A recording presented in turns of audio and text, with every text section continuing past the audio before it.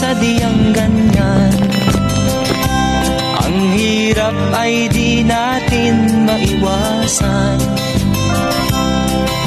kalungkutan ay lagi na lang,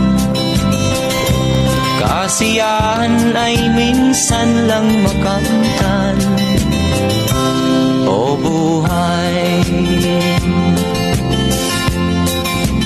kahit sa mga mayaman ay di lubos ang kanilang kasiyahan.